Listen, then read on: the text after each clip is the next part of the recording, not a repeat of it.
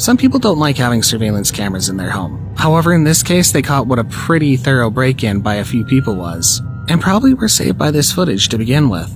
How else could you prove a bunch of men smashed in your door after jumping over a fence?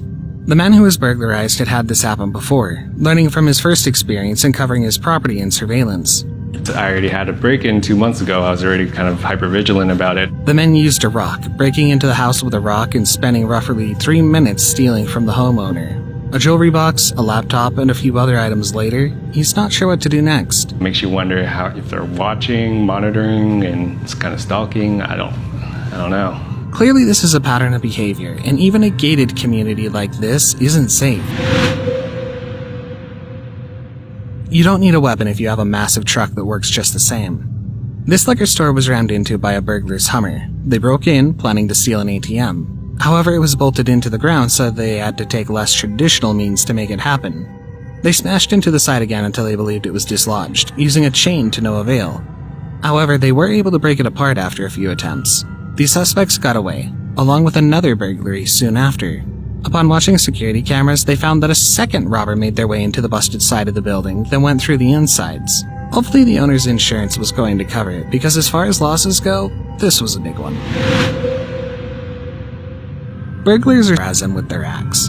These two men felt confident enough, armed with a crowbar, to pop off the window and break into this small residence without even the cover of night. We can see the man begins working off the window frame, careful not to break the window, before stopping himself to just go ahead and make sure no one was watching. Slowly he scans the area, seemingly having heard something, before his accomplice comes up through the side.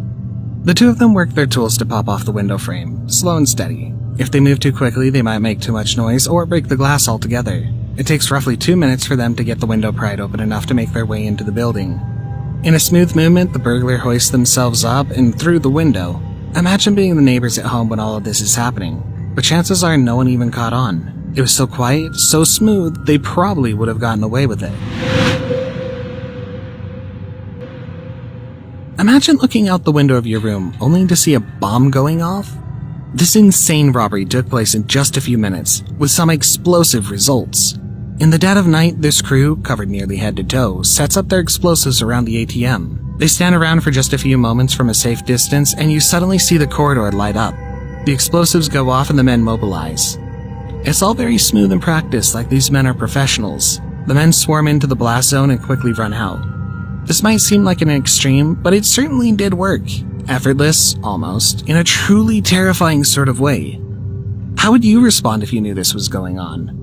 Call the police, or keep your head real low? One is valiant, while the other is way safer. Been in the kind of situation that forces you to act fast to possibly even save your life? It's a skill that's not easy to come by and could make all the difference in the world. But when the stakes are high and the clock is ticking, can you trust yourself to make the right decision? As these people pulled up to their gated home in South Africa, known for gnarly carjackings, they noticed a car had pulled up behind them. Instinctively, they knew something wasn't right. They could have ignored it and hoped for the best, but instead they decided to zoom off. As they sped away, they saw their would-be attackers standing there, unsure how to continue.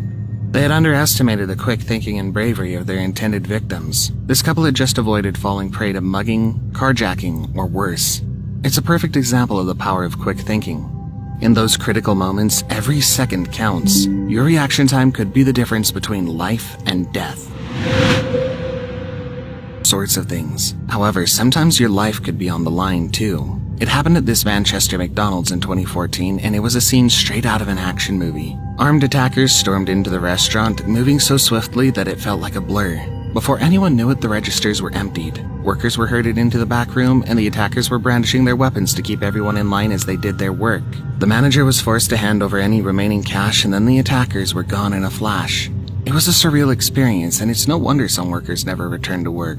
But this isn't just a cautionary tale. It's a reminder that fast food workers deal with more than just burgers and fries. In fact, your local McDonald's might be more dangerous than your local police station.